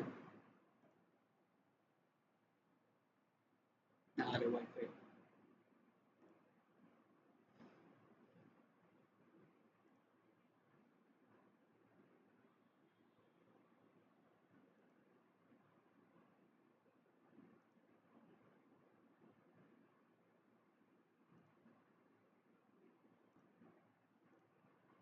আচ্ছা, দেন এদিকে 25টা পেজের ভিতরে কি নাই, মেটা ডেসক্রিপশন নাই, মানে এই 25টা পেজ যদি গুগল র্যাঙ্ক করায় বা গুগল যদি এগুলোর ক্রল করে তার ওয়েবসাইটের ভিতরে সার্চে আনে, সেক্ষেত্রে কি হবে, মেটা ডেসক্রিপশন দেখতে পাবে না। এই মেটা ডেসক্রিপশন যেহেতু দেখতে পাবে না, গুগল রেগুলারে কি করবে না, ক্রল করে সামনে থেকে আনবেও না। বুঝতে পারছেন? কারণ গুগল কোনো সময় যায় না আপনি বিরক্ত হন এই জিনিসগুলো দেখে। এরপর কি বলছে, 5টা পেজের ভিতরে টাইটেল ট্যাগ নাই। টাইটেল নাই মানে কি, টাইটেল জিনিসটা তো সবাই বুঝেন, মানে উপরে যে টাইটেল জিনিসটা থাকে ওই টাইটেলটা নাই। এরপর হচ্ছে 8টা পেজের ভিতরে টাইটেল ট্যাগ টু শর্ট, মানে হচ্ছে আপনি যে টাইটেলগুলো দিচ্ছেন ওই টাইটেলগুলোর যে লেন্থ থাকা দরকার ওই লেন্থের থেকে কম আছে। এরপর হচ্ছে বলতেছে কি, on 3 page poor formatting URL, মানে আপনি যে ইউআরএল গুলো দিচ্ছেন ওয়েবসাইটের ভিতরে হাইপারলিংক গুলো করছেন ওই হাইপারলিংক গুলো হচ্ছে খুবই লো কোয়ালিটি হাইপারলিংক করে রাখছেন। এবার একটা জিনিস দেখেন, ডিফিকাল্টি, এটা বলে SEO difficulty. SEO difficulty, SEO খুবই ইম্পর্টেন্ট একটা বিষয়। আপনি যখন এসইমিরাস ইউজ করবেন তখন ওই জায়গাতে আলাদা একটা পার্টি থাকে যে আপনার ওয়েবসাইটের মধ্যে যদি কোনো ক্লায়েন্ট কাজ করতে চায়, মানে আপনার ওয়েবসাইটে যদি বিট করতে চায়, তাহলে আপনার এসইও স্কোর বা এসইও এর ডিফিকাল্টি কেমন। যদি আপনার এসইও ডিফিকাল্টি মনে করেন 70-80 আপ থাকে, তার মানে হচ্ছে আপনার বিট করতে একটু কষ্টই হবে। এদিকে আমরা কি দেখি, ওইদিকে সংখ্যা দিয়ে দেখায়, এদিকে হচ্ছে আপনার মডারেট, ইজি, পুয়ার এরকম দেখায়, পেজ দিয়ে দেখেন, ঠিক আছে। এদিকে দেখেন আমি যতগুলো দেখলাম এগুলো সবগুলাই ইজি লেভেলে আছে আর হচ্ছে মডারেট লেভেলে আছে। এসইও ইমপ্যাক্ট মানে আপনার এই জিনিসগুলো যদি কাজ না করেন, এই বিষয়গুলোর উপর যদি আপনি কাজ না করেন, তাইলে আপনার কি ধরনের ইফেক্ট পড়বে আপনার এসইওর উপরে। তো ওই জিনিসটা যদি আপনি খেয়াল করেন, এই যে পেজের ভিতরে ওয়ার্ড কাউন্ট এটা হাই রিস্কে আছে, আপনার এই জিনিসের উপরে কাজ করতে হবে। বাকি যেগুলো আছে মিডিয়াম আছে, তো হাই যেগুলো আছে এগুলো 100% আপনার কাজ করতে হবে। এটা বুঝাতে পারছি? হাই কোনোটার ভিতরে থাকতে পারে না, আপনি সর্বোচ্চ মিডিয়াম রাখতে পারেন, মিডিয়াম রাখেন বা মিডিয়ামের নিচে রাখার চেষ্টা করেন, এমন করেন যে আপনার এদিকে কোনো ইস্যুই থাকবে না। আমার ওয়েবসাইট যদি দেখেন এদিকে কোনো ইস্যুই পাবেন না, আপনি সর্বপ্রথম একটা ইস্যু হতে পাবেন। তো ওইরকম করে আপনার কাজ করতে হবে। তো ওইরকম করে কাজ করার জন্য আপনার কি করতে হবে, আপনার এসইওর বিষয়গুলো আগে জানতে হবে। আপনি একজন এসইও এক্সপার্ট হিসাবে আপনার ওই জিনিসগুলো মাথায় রাখতে হবে যে আমার অন পেজের ক্ষেত্রে একটা টুলস বা একটা এসইও বা একটা সার্চ ইঞ্জিন কি কি জিনিস চায়। যেমন আপনারা এদিকে থেকে এমন জিনিসটা আপনারা বুঝতেই পারতেছেন যে একটা সার্চ ইঞ্জিন কি কি চায়। যেমন ওয়ার্ড কাউন্ট ঠিকঠাক থাকতে হবে, মানে 300 ওয়ার্ড কাউন্টের উপরে আপনার ওয়ার্ড কাউন্ট থাকতেই হবে মাস্ট। এরপরে কি চাইতেছে, H1 ট্যাগ চাইতেছে। এরপরে কি চাইতেছে, মেটা ডেসক্রিপশন চাইতেছে। এরপরে টাইটেল চাইতেছে, টাইটেল বেশি লং করা যাবে না, শর্টও করা যাবে না। এরপরে কি চাইছে, ইউআরএল যেগুলো দিয়েছেন 100% প্রপারলি ইউআরএল থাকতে হবে, কোনো ব্রোকেন ইউআরএল থাকা যাবে না। এটা বুঝতে পারতেছেন? এদিক থেকে আপনারা কয়টা চেকলিস্ট পেলেন, 1 2 3 4 5 ছয়টা চেকলিস্ট অলরেডি আপনাদের মাথায় ঢুকে গেছে। বুঝতে পারছেন বিষয়টা? ব্রোকেন ইউআরএল বলতে বুঝাইতেছি আপনি যে ইউআরএল যে লিঙ্কটাতে ক্লিক করতেছেন, যে হাইপার লিঙ্কটাতে ক্লিক করতেছেন, ওই লিঙ্কে কোনো কিছু এক্সিস্ট করতেছে না বর্তমানে, ঠিক আছে। ধরুন আপনি ফেসবুকের 404, হ্যাঁ 404 তো এইরকম করে চিন্তা করবেন যে আপনি কোনো কিছু বুঝতেছেন না, আপনি টেকনিক্যাল চিন্তা করবেন, আপনি এরকম চিন্তা করবেন না যে ওইদিকে নাই, ওই চিন্তা করবেন না। আপনি চিন্তা করবেন ওইদিকে নাই মানে হচ্ছে এটা ওই ল্যাঙ্গুয়েজে, মানে এসইও ল্যাঙ্গুয়েজে আমরা বলি 404 মানে ইরোর, ঠিক আছে। ওইরকম করে চিন্তা করবেন, দেখবেন যে এসইও শিখা শুরু ইজি হয়ে যাবে। শুধু এসইও না, যে কোনো জায়গাতে ফেসবুক এর ক্ষেত্রেও কোনো সমস্যা হচ্ছে ওইটার কি ল্যাঙ্গুয়েজ আছে ওই ল্যাঙ্গুয়েজে কথাবার্তা বলবেন, তাহলে দেখবেন যে জার্গন গুলো অনেক ইজিলি আপনারা ক্যাপচার করতে পারতেছেন। এবার আসেন খুব ইম্পর্টেন্ট একটা বিষয়, আপনার সাইড স্পিড কি, আপনার ওয়েবসাইটটা লোড হইতে কত সময় লাগে। এটা হইতে পারে ওয়েব ডেস্কটপ মোডে, হইতে পারে মোবাইল মোডে, হইতে পারে ট্যাব মোডে। বিষয়টা ক্লিয়ার? তো ওই যে স্পিডের লোডের যে বিষয়টা আছে, আপনি খেয়াল করবেন বাংলাদেশের 10 মিনিট স্কুলের নাম শুনছেন সবাই। 10 মিনিট স্কুলের যদি আপনাদের একটা কেস স্টাডি বলি, ওনাদের প্রথম দিকের যে ওয়েবসাইট বানাইছিল তারা মেবি ওয়ার্ডপ্রেসে বানাইছিল বা যেটা দিয়ে বানাক, তাদের ওয়েবসাইটের মানুষ যাইতো ফেসবুক থেকে, ঠিকই তারা ওয়েবসাইটে যাইতো, কিন্তু তারা যখন সার্চ কনসোল গুলোতে ইয়ে করছে মানে ইন্টিগ্রেট করছে ওয়েবসাইটে, তারা দেখতে পারছে যে তাদের ওয়েবসাইটে মানুষ ঠিকই ঢুকে, কিন্তু ওয়েবসাইট ঢুকার আগে তারা বাইরে যায়। মানে এই জিনিসগুলো আমরা ট্র্যাক করতে পারি যে কারা ঢুকতেছে আর কারা ঢুকার আগে বাইরে যেতেছে। তো ওনারা দেখতেছে যে ওনাদের পেজের ফেসবুক পেজে ঠিকঠাক মানুষ আছে, ফেসবুক পেজ থেকে ঠিকই মানুষ কাজ করতেছে বা তাদের কন্টেন্ট পছন্দ করতেছে, কিন্তু কন্টেন্ট পছন্দ করে যখন ওয়েবসাইটে যাইতেছে, ওয়েবসাইটে লোড হওয়ার আগে তারা বাইরে যেতেছে। তো এদিকে সবচেয়ে বড় সমস্যাটা কোন জায়গায়, ওয়েবসাইটের লোডিং টাইম। কারণ মানুষের বর্তমানে যে ক্ষমতা আছে, মানে অপেক্ষা করার যে ক্ষমতা আছে, এটা 3 সেকেন্ডের নিচে চলে আসছে। তো আপনার ওয়েবসাইটের লোডিং টাইম কত সেকেন্ডের নিচে থাকতে হবে, 3 সেকেন্ডের নিচে থাকতে হবে। মানে আপনি ওয়েবসাইট লোড দিচ্ছেন, ডিএনএস এর কাছে রিকোয়েস্ট গেছে, ডিএনএস সাথে সাথে আপনার ওয়েবসাইট আপনার ডেস্কটপে লোড করে দিতে হবে বা আপনার মোবাইলে লোড করে দিতে হবে। বুঝতে পারছেন বিষয়টা? এই যে লোডিং এর যে ফ্যাক্টরটা আছে ওইটার আমরা বলছি সাইড স্পিড বা লোডিং টাইম। এবার দেখেন লোডিং টাইম, এটি কি বলতেছে, ডেস্কটপে লোডিং টাইম কত আছে, 1.21 সেকেন্ড। মানে ডেস্কটপে এটা লোড নিতে কত সময় নেয়, 1.21 সেকেন্ড। মানে এটা গ্রেট মোডে আছে। সর্বোচ্চ কত যাইতে পারে, 10 সেকেন্ড প্লাস হইতে পারে। এটা যদি 10 সেকেন্ড প্লাস হয়, ওই জায়গা থেকে দেখবেন যে আপনার ওয়েবসাইটে ট্রাফিকই নেই, ট্রাফিকই যায় মনে হয় ওয়েবসাইটের ভিতরে। এটা শুধু 10 সেকেন্ড না, আপনি একটু 2 এর কাছাকাছি আসেন, ওয়েবসাইটে ট্রাফিক ঢুকবেন। বুঝতে পারছেন? এখন আরো কমে গেছে, এই 3 সেকেন্ড বললাম, 3 সেকেন্ড আমি আরো 6 মাস আগে দেখছি। তেমন তো মানুষের আরো ইয়ে কমে গেছে। আর ওয়েবসাইট এখন প্রতিটা ওয়েবসাইটের কোম্পানি বা যদি কারোর ওয়েবসাইট থাকে দেখবেন তাদের একটা এসইও এক্সপার্ট আছে। ওই এসইও এক্সপার্টের প্রথম কাজই হচ্ছে ওয়েবসাইটের স্পিড বাড়ায় দেওয়া। বা যারা কোড করতেছে, যারা ওয়েবসাইট প্রোগ্রামিং করে যারা ওয়েবসাইটগুলো বিল্ড করে, তারা এমনভাবে ওয়েবসাইটগুলো বিল্ড করে যে ওয়েবসাইটের লোডটা যাতে অনেক ফাস্ট হয়। ওয়েবসাইটে কি আছে ডাজন্ট ম্যাটার, ওয়েবসাইট যাতে ফাস্ট হয়। ওয়েবসাইট যদি ফাস্ট কাজ না করে, ওই ওয়েবসাইট দিয়ে কোনো সময় সেল জেনারেট করতে পারবে না, ওই ওয়েবসাইট কোনো সময় কাজ করবে না। বিষয়টা ক্লিয়ার? ইন্টারঅ্যাক্টিভিটি কি? আপনার যে ওয়েবসাইটটা আছে, এই ওয়েবসাইটের ভিতরে মানুষ কেমন রেসপন্স করতে পারে, এটার ভিতরে কোনো ধরনের ব্লকিং লিঙ্ক আছে কিনা, কোনো ধরনের ব্লকেজ আছে কিনা, ঠিক আছে? মানে আপনার সাথে কতটা কানেক্টেড ফিল করতে পারে আপনার ওয়েবসাইটের থ্রুতে। এদিকে কত 19 মিলি সেকেন্ড। মানে আপনার এই যে ওয়েবসাইটটা আছে, এই ওয়েবসাইটের প্রতিটা স্পিড, আপনার আইডিয়াল স্পিড হচ্ছে আপনার 200 মিলি সেকেন্ড। ওই জায়গাতে আমরা কত রাখছি, এটা 19 মিলি সেকেন্ড। মানে আপনার 200 মিলি সেকেন্ড পর্যন্ত আপনি এটা ইন্টারঅ্যাক্টিভিটি রাখতে পারবেন, কিন্তু তার নিচে যত বেশি নামে আনবেন আপনার এক্সপিরিয়েন্স তত বাড়বে। মানে বিষয়টা কি, আপনি এই যে ভিজুয়ালাইজেশন, এই যে আপনি এরকম ক্রল করতেছেন, এই যে আপনি এই যে ক্রলারটা ঘুরে যাচ্ছেন, আপনার এক্সপিরিয়েন্সটা কেমন হইতেছে, এই জিনিসটার বলতেছি ইন্টারঅ্যাক্টিভিটি। এটা বুঝাতে পারতেছি? হ্যাঁ, মানে ইন্টারেক্ট, আপনার ওয়েবসাইটটা আপনার কাস্টমারের সাথে কেমন ইন্টারেক্ট করতেছে। এরপর হচ্ছে ভিজুয়াল স্টেবিলিটি। ভিজুয়াল স্টেবিলিটির জিনিসটা কি? ভিজুয়াল স্টেবিলিটি জিনিসটা হচ্ছে, ধরেন আপনি কোন একটা, ধরেন উপর থেকে নিচের দিকে আপনি ক্রল করতেছেন, ওয়েবসাইটের উপর থেকে নিচের দিকে, আমরা তো ওয়েবসাইটের উপর থেকে নিচের দিকে ক্রল করি। ধরেন এরকম হয়েছে আপনি ক্রল করতেছেন সবগুলো হয়ে গেছে, বা বোঝা যাইতেছে না বিষয়গুলো, আপনি কি কন্টেন্ট দিয়ে রাখছেন উনি বুঝতেছেন না। এরকম যদি হয়, ওইরকম হয় না সাধারণত, বর্তমানে এই ওয়েবসাইটগুলো এরকম হয় না। বাই চান্স যদি হইয়া যায়, তখন আপনার ওই দিকে আপনার স্টেবিলিটি দেখাবে যে কত স্টেবিলিটির পরে, কত সেকেন্ড পরে আপনার এরকম হয়, তখন আপনি ওই জিনিসটা অপটিমাইজ করতে হবে, এটা একদম জিরো কোঠায় নিয়ে আসতে হবে। এটা বুঝাতে পারছি? এবার আসেন, এতক্ষণ দেখলাম ডেস্কটপ মোড, এবার দেখেন মোবাইল মোড। মোবাইল মোডে দেখেন, মোবাইল মোডের অবস্থা খারাপ। লোডিং টাইম কত আছে?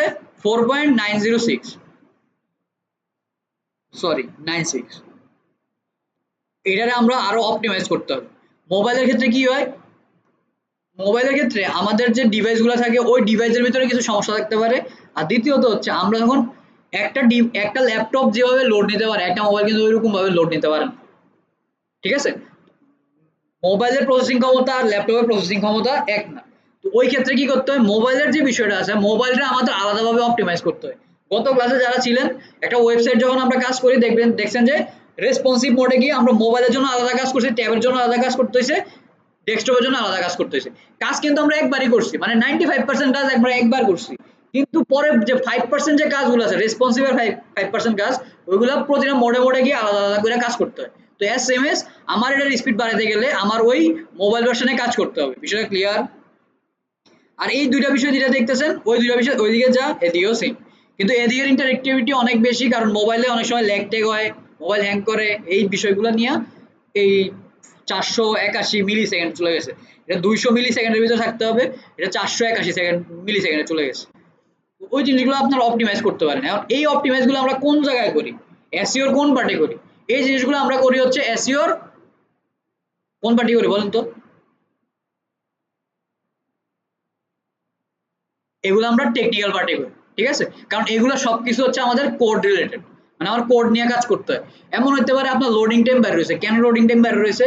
আপনার যে হেডার কোড আছে, ওই হেডার কোডের ভিতরে এমন কিছু বসায় রাখছেন আপনি, যেটা আপনার ওয়েবসাইটে লোড করতে কষ্ট হইতেছে।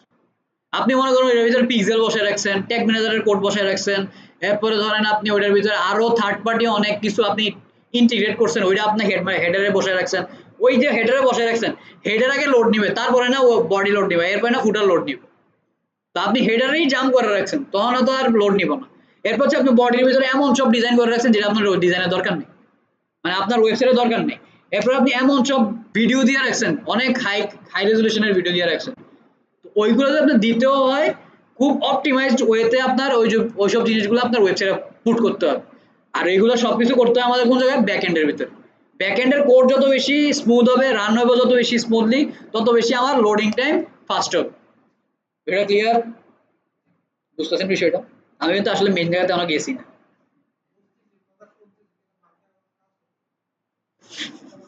এটাই তো এসইও, যতক্ষণ না করবেন এটি কিছুই মাথায় কাজ করবে। আমরা কিন্তু এখন রিপোর্টিং এ যাইনি, আমরা জাস্ট এই জায়গাটা, আপনারা জাস্ট সামনের যে ইন্টারফেসটা আছে, ইন্টারফেসটা দেখা যায়।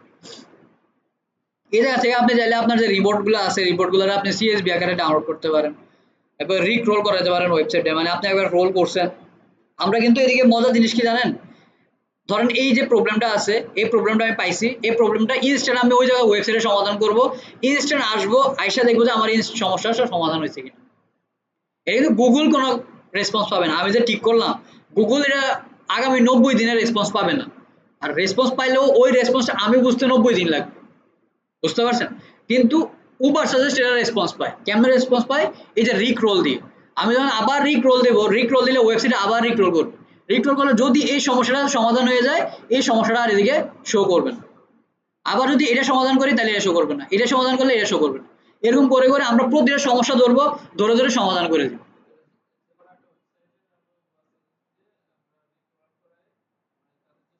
প্রথমে অডিট করবেন, প্রথমে একটা ওয়েবসাইটের অডিট করতে হয়, যে কোনো কাজের প্রথমে অডিট করতে হয়, মানে এসইও রিলেটেড। আপনি এই যে শুধু এসইওতে এরকম না, কিন্তু আপনি যখন একটু অ্যাডভান্স অ্যাড চালাতে যাবেন, আপনার ওই অ্যাড ম্যানেজারও অডিট করতে হয়, বুঝতে পারছেন? ওই অ্যাড ম্যানেজারে কি অডিট করি আমরা, ওই অ্যাড ম্যানেজারের ভিতরে কত ডলার স্পেন্ড হয়েছে, এটার ভিতরে টার্গেট অডিয়েন্স আছে কিনা, কোনো লুকেলাইক অডিয়েন্স করা আছে কিনা, এটার কি ধরনের রেসপন্স হয়েছে, কত এটার ভিতরে আপনার রিচ হয়েছে, কত ইমপ্রেশন হয়েছে, কত ক্লিক হয়েছে না হয়েছে, ওই জিনিসটা আমরা অডিট করি। অডিট করার পর এরপরে আমরা একটা নতুন অ্যাড চালাই, কারণ এর আগে যে মার্কেটার কাজ করছে, এখন আমি মার্কেটার চেঞ্জ হয়েছি, তো ওই মার্কেটার কি কি কাজ করে গেছে ওটা আমার জানতে হবে। ওই মার্কেটার যে জায়গাতে ল্যাকিংস আছে ওই জায়গা থেকে আমার কাজ করা শুরু করতে হবে, ল্যাকিংস বাইর করে কাজ করা শুরু করতে হবে। ওই জিনিসটা হচ্ছে আমার অডিট। এসএমএস, এই ধরেন এই ওয়েবসাইটটা কোনো একটা এসইও এক্সপার্ট এসইও কাজ করছে, কারণ আপনার কাছে দেওয়া হয়েছে এটা এসইও করার জন্য। তো আপনি প্রথমে কি করবেন, প্রথমে পুরো ওয়েবসাইট অডিট করবেন যে কোন কোন জায়গায় এটার ল্যাকিংস আছে, ওই ল্যাকিংসগুলো আমি ফিল আপ করবেন, অটোমেটিক দেখবেন আপনার অন পেজ এসইও বেড়ে গেছে। বিষয়টা ক্লিয়ার? কোনো ডাউট আছে?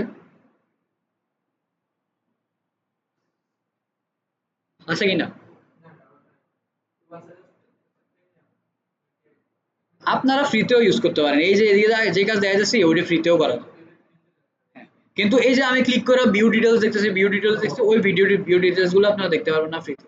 যেমন এদিকে 45টা পেজ আছে, এদিকে যখন আপনার 1000 পেজের উপরে থাকবে, ধরেন একটা ওয়েবসাইট, একটা ই কমার্স ওয়েবসাইট কিন্তু খালি 1000 না, কয়েক হাজার পেজ থাকবে এর ভিতরে, 4-5 হাজার পেজ থাকবে। তো ওই পেজটা তো আপনি ফ্রিতে ক্রল করতে পারবেন না। 100টা পেজের ভিতরে আপনি ফ্রিতে ক্রল করতে পারবেন, যদি 100টার নিচে পেজ হয় আপনি ফ্রিতে করতে পারবেন, কিন্তু 100টার উপর হলে আপনি আর ফ্রিতে করতে পারবেন, ইনিশিয়ালি দরকার নাই। আর যদি মনে করেন যে আপনার অনেক টাকা পয়সা আছে, আপনি কিনেন, 40,000 টাকা দিয়ে এটা কিনেন, কিন্তু কাজে লাগাইতে পারেন এমন ভাবে কিনেন। আমরা 500 টাকা দিয়ে এটা কিনছিলাম, এটা কিন্তু অরিজিনাল, এটা এমন না কিন্তু শেয়ার। এটা হচ্ছে যে আমরা একটা টিম করছিলাম, ওই টিমের থেকে আমরা জাস্ট 500 জন করে 500 টাকা করে পুরো টাকা উঠাইছি, উঠে একটা ওভার সাজেস্ট কিনে ফেলছি, বুঝতে পারছেন? তো ওইটা হচ্ছে লাইফ টাইম, এটা লাইফ টাইম সাবস্ক্রিপশন না, এটা লাইফ টাইম, এটা একদম লাইফ টাইম, এটা কোনো ইয়ে যাবে না, সাবস্ক্রিপশন যাবে না। বহুত দাম দিয়ে কিনছি, এটা যদি লাইফ টাইম কিনে তা কেমনে হবে? কিন্তু উবার সাথে যখন আমরা গেছি তারপরে দেখছি যে এস ইমিরাস অনেক ভালো কাজ করে, কিন্তু এস ইমিরাসের সাথে আমার একটু এক্সপিরিয়েন্স খারাপ। আমার মানে ওই এস ইমিরাস দিয়ে আমি কাজ করতে গিয়ে আমার ল্যাপটপের ভিতরে অনেকগুলা মেলওয়্যার অ্যাটাক করছিল, এরপর থেকে আমরা এস ইমিরাসটা ইউজ করি না। করি না বলতে এরকম না যে একদমই করি না, করি মাঝে মধ্যে, করি খুব সেফলি করি আর কি, ইনকগনিটো মোডে দেয়া দেয়া বা খুব প্রপার ওয়েতে করার চেষ্টা করি। এই উবার সাজেস্টের সাথে আমার এরকম এরকম কোনো কিছু হয়নি, এই কারণে উবার সাজেস্টটা আমি বেশি ইউজ করি। কিন্তু উবার সাজেস্টে আমি যে ডাটাগুলো পাই, এসইমিরাসে আমি তার থেকে বেশি ডাটা পাই। এই কারণে আবার আপনাদের কাছে আমার রিকমেন্ডেশন যদি চান, তাহলে আপনারা সবসময় চেষ্টা করবেন যে এসইমিরাস ইউজ করার জন্য, এসইমিরাস বা মোজ এগুলো ইউজ করার জন্য। উবার সাজেস্টও ভালো, উবার সাজেস্টে এখন এআই ফিচার আছে, এআই দিয়ে অনেক কিছু লেখা যায়, এই কারণে আমি এগুলো ইউজ করি আর কি, মানে যেদিকে এআই আছে ওইদিকে আমি আছি, এরকম হচ্ছে বিষয়, যত শর্টকাটে কাজ করা যায়। কিন্তু আপনারা যদি আপনারা সব ভুলে চেক করবেন, আজকে তো বাসে যাবেন, আপনাদের কাজ থাকবে হচ্ছে একটা অডিট করা, ওয়েবসাইট অডিট করা। তো ওই অডিট যে করবেন, আপনি মোজ দিয়েও করেন, আপনি উবার সার্ভিস দিয়েও করেন, আপনি এসিমিরার্স দিয়েও করেন, কোনো সমস্যা নাই। আমি তিনোটাই দেখা দিতেছি, আপনি জাস্ট মোজ লেখেন, মোজ লিখে সার্চ করলে হয়ে গেল, মাইন্ড করলো গেলি মোজ। এই যে Moz SEO software and smart marketer marketing tools, এটা দিলেন, SMERUSH, এই যে সিমরাশ বা এসইমিরাশ, মানে এসইএম রাশ আর কি, আমি এসইমিরাশ খুঁজেছি। তো এদিক থেকে জাস্ট আপনি যাবেন, আমি যেমন ডোমেন পুট করছি আপনি ডোমেন পুট করবেন, ওইটা ক্রল করবে, ক্রল করলে ডাটা ইনফরমেশন দিবে, ডাটা ইনফরমেশন দিলে কি করতে হবে এটা একটু পরে দেখাই যাচ্ছে, ওভার সাজেস্টও দেখাই দিলাম, আর একটু ভিতরে নিয়েও দেখাই দিই, পরে কবেন যে দেখাইছেন না। কই যায় না কেন? মাইন্ড করছে কি লিগে? ঠিক আছে।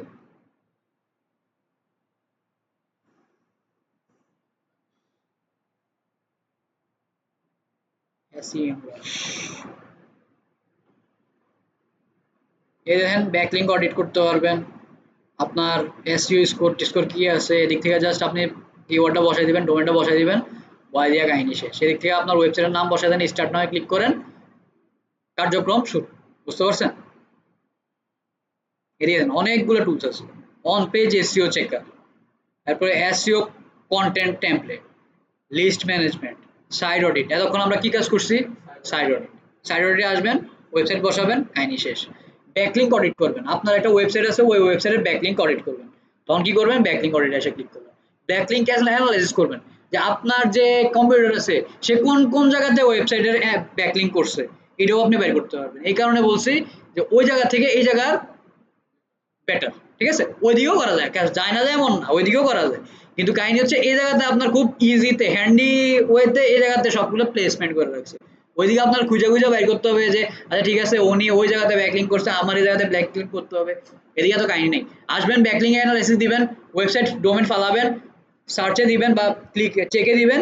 চেকে ক্লিক করলে সুন্দর করে দেখবেন যে আপনার কম্পিউটার যারা আছে মানে যার যে কম্পিউটারের ওয়েবসাইট দিলেন ওই কম্পিউটার কই কই ব্যাকলিংক করে সব সুন্দর করে দেখা দিবে। এটা ক্লিয়ার? এরপর হচ্ছে অর্গানিক ট্রাফিক ইনসাইট, আপনার ওয়েবসাইটে কি ধরনের ইনসাইট ট্রাফিক আসে, এটা কোন দিক থেকে আসে বা কেমনে আসে ওই জিনিসগুলো দেখতে পাবেন। পোস্টিং ট্র্যাক, আপনার ওই যে পোস্টগুলো করতেছেন ওই পোস্টগুলো ট্র্যাক করতে পারবেন। তারপর হচ্ছে কিওয়ার্ড স্ট্র্যাটেজি বিল্ডার, আপনার যে কিওয়ার্ড গুলো আছে ওই কিওয়ার্ড গুলোর আপনি কিভাবে আরো অপটিমাইজড ওয়েতে আপনার ওয়েবসাইটের ভিতরে রাখতে পারেন ওইটার জন্য স্ট্র্যাটেজি দিবে। ম্যাজিক টুল, কিওয়ার্ড ম্যাজিক টুল মানে আপনার আপনার ওয়েবসাইটের ভিতরে যে কিওয়ার্ড গুলো আছে আরো কি কিওয়ার্ড দিলে আপনার এই ওয়েবসাইটে আরো অপটিমাইজড হয় ওই জিনিসগুলো সম্পর্কে আপনার ধারণা দিবে। এটা বুঝতে পারছি? কিওয়ার্ড গ্যাপ, আপনার কোন কোন জায়গায় ল্যাকিংস আছে, আপনার ওয়েবসাইটে কোন কোন জায়গায় কিওয়ার্ডে ল্যাকিংস আছে ওই জিনিসগুলো আপনি খুঁজে বের করতে পারবেন। আর মেইন বিষয় হচ্ছে আপনাদেরকে এমনে কেন এসইও করাইতেছি।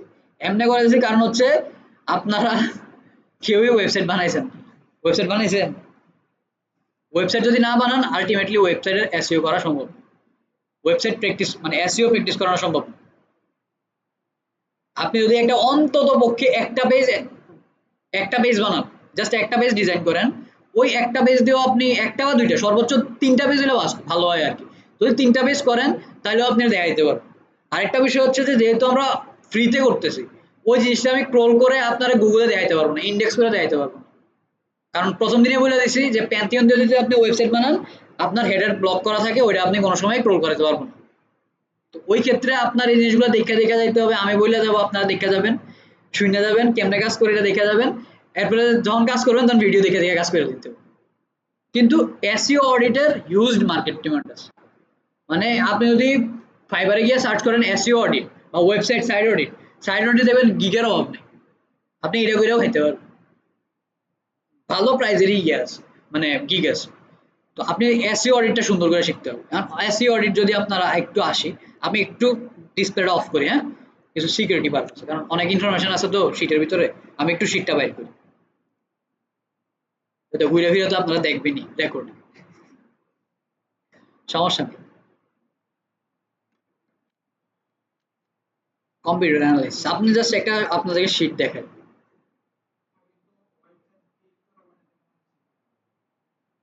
ওয়েবসাইট বিল্ড না করলে শিখলেও কোনো সমস্যা নেই। ওয়েবসাইট আপনার বিল্ড করতে জানতে হবে এমন কোনো মানে ফরজ কাজ না এটা। আপনি যদি চান যে আমি শিখবেন আপনি শিখবেন, আপনি চান যে শিখবেন না আপনি শিখবেন না, এটা আপ টু ইউ। কিন্তু আপনার অবশ্যই জানতে হবে ওয়েবসাইটের বেসিক সম্পর্কে। বেসিক সম্পর্কে যদি না জানেন আপনি কাজ করবেন। ধরেন এটা কোনো একটা আইটি ইনস্টিটিউট, ওনাদের আমরা এসইও করছি ঠিক আছে, বা ওনাদের আমরা কম্পিউটার অ্যানালাইসিস করে করে দেখছি। তো এটা যে করছি, আচ্ছা দাঁড়ান,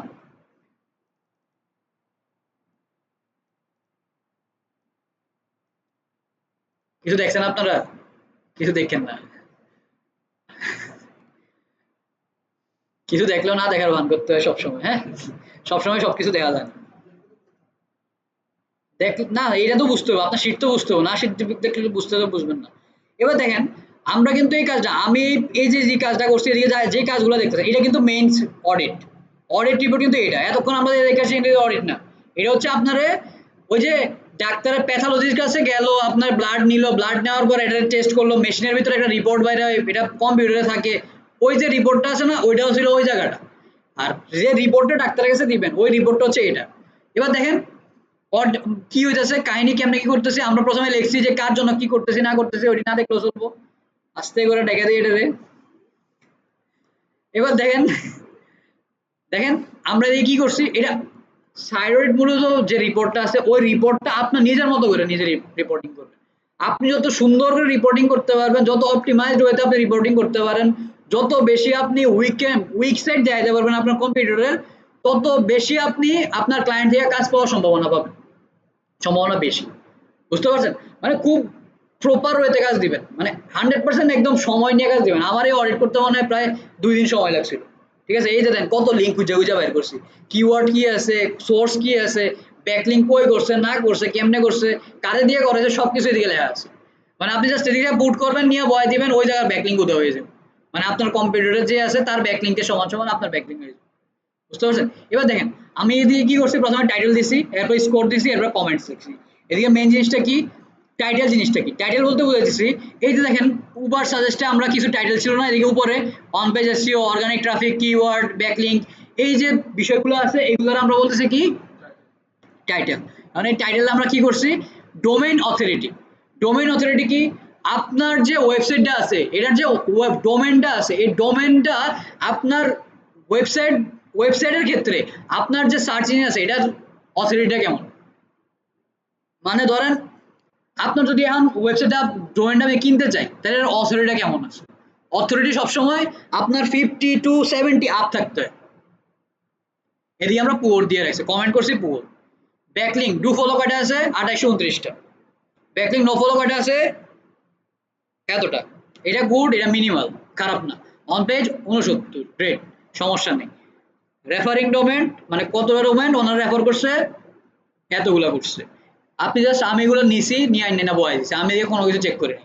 ওই যে রিপোর্ট বের করছে ওনারা, ওইগুলো কপি করছি, কপি করে পেস্ট করছি, কপি করছি, কপি করে পেস্ট করছি। এটা ক্লিয়ার? বুঝতে পারছেন?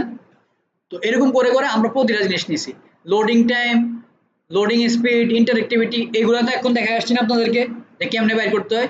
এইগুলো জাস্ট ওই দিকের থেকে ইনফরমেশন নিছি, আইনা জাস্ট বসাই দিছি, বিষয় ক্লিয়ার? এরপরে এগুলো কি করছি, এগুলো কেমনে নিছি, ব্যাকলিঙ্ক। আসেন ব্যাকলিঙ্কে ক্লিক করেন।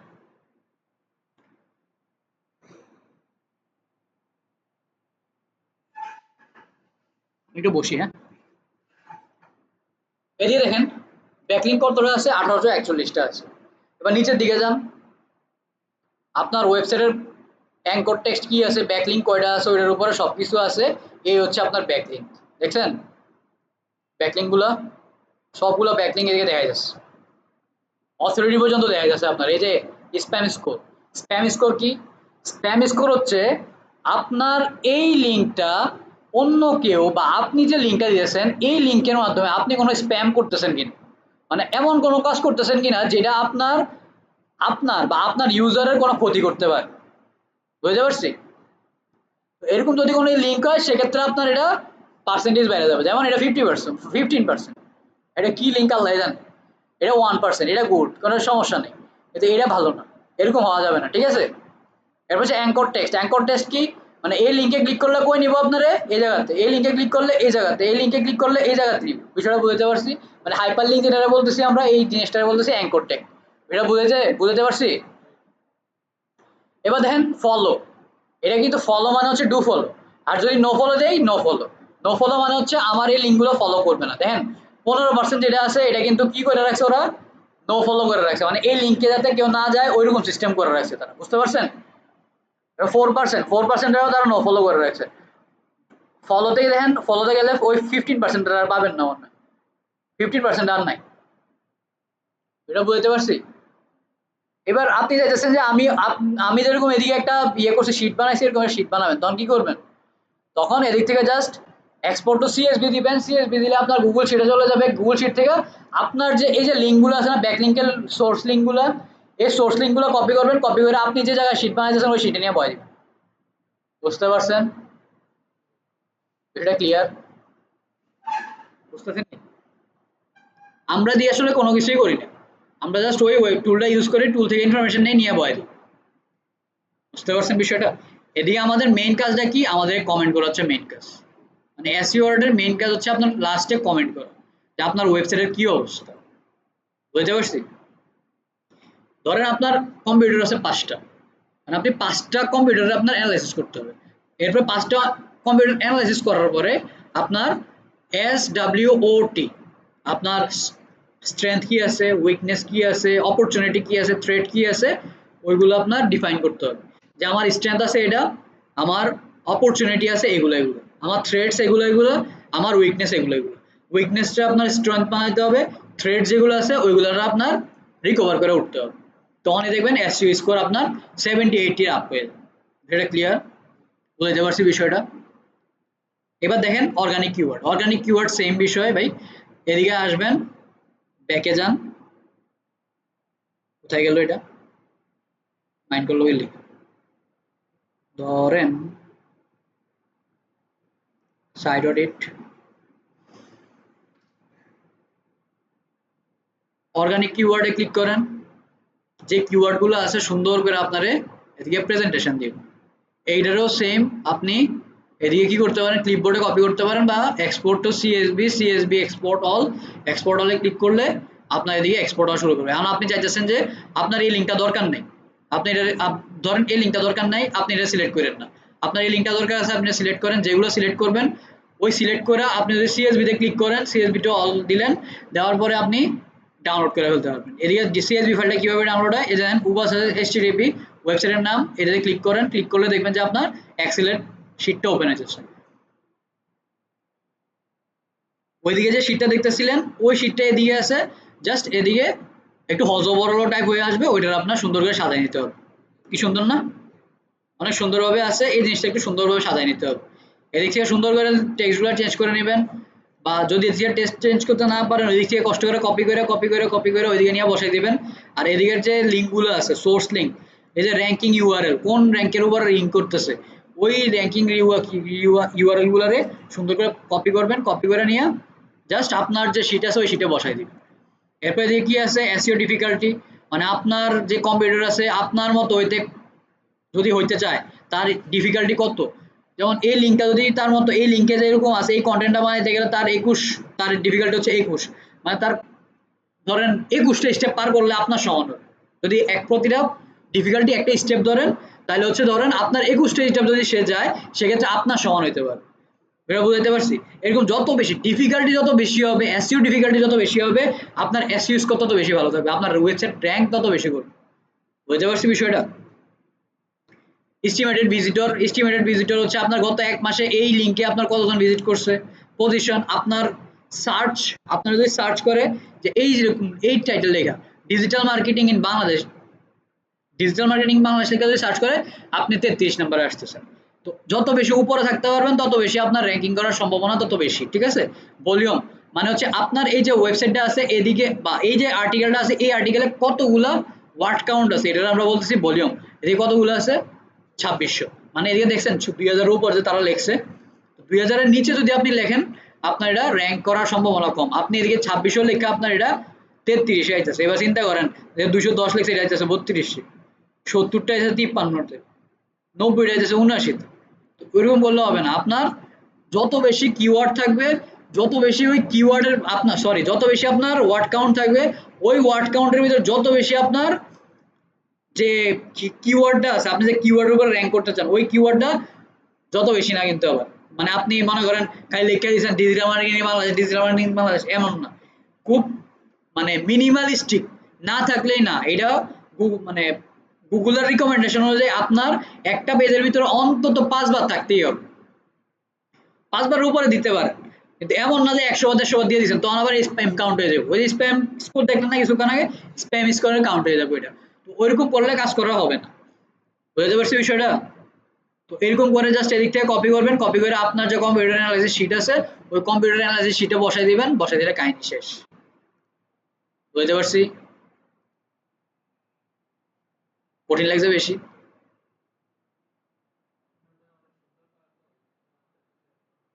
হ্যাঁ,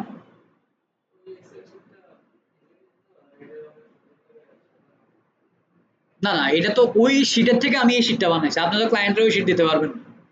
কারণ ক্লায়েন্টের ওই শীট দিলে ক্লায়েন্ট তো বুঝবেই না কি পাঠাইছে আমার এটি লিখে, আমি তো এটা বুঝতেছি না।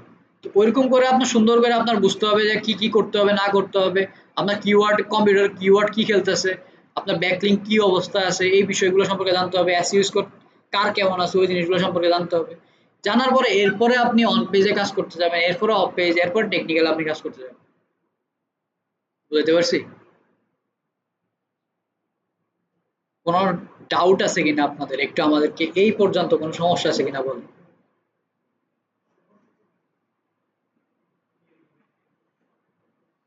ওইটা আরেকটা ইয়ের জন্য,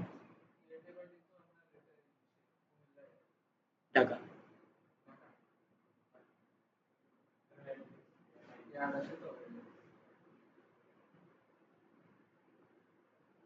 ওইটাও এইটা যে করা হয়েছে না, ওইটাও হচ্ছে আপনার কাজের জন্যই করা হয়েছিল। ওইটা এখন আপনাদেরকে দেখানোর পারপাসে ইউজ করা হয় আর কি। না, আমরা চেঞ্জ করে দেওয়ার দরকার ছিল, সমস্যা নাই, আগামী ক্লাস থেকে চেঞ্জ করে দিব। এখন বলেন এই অডিট রিলেটেড আপনার কোনো কোশ্চেন আছে কি? অডিট বুঝেন নাই যে উবার সাজেস্ট কিভাবে ওপেন করতে হয়, কিভাবে লিঙ্ক বসাতে হয়, কিভাবে কি কাজ করতে হয়, কোনো কোশ্চেন আছে কিনা যে বুঝতেছি না, এই জিনিসটা বুঝতেছি না, এই জায়গাটা বুঝতেছি না, কোনো জায়গা বুঝতেছেন না এমন আছে কিনা? এটা আপনারা বুঝতেছেন না, এটা পরবর্তী ক্লাসে বলতে পারবেন যে আপনারা কোন জায়গাটা আসলে বুঝতেছেন না। তো এখন পর্যন্ত আপনার এমন কোনো জায়গা মনে হয়েছে কিনা এই জায়গাটা আর একটু বুঝিয়ে দিলে ভালো হয়?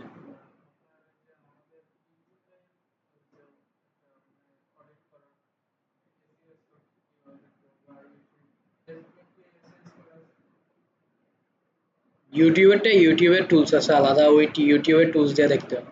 এসইওর এসইও আপনি সব জায়গাতেই করতে পারবেন। এসইওর মেইন জিনিসটা কি?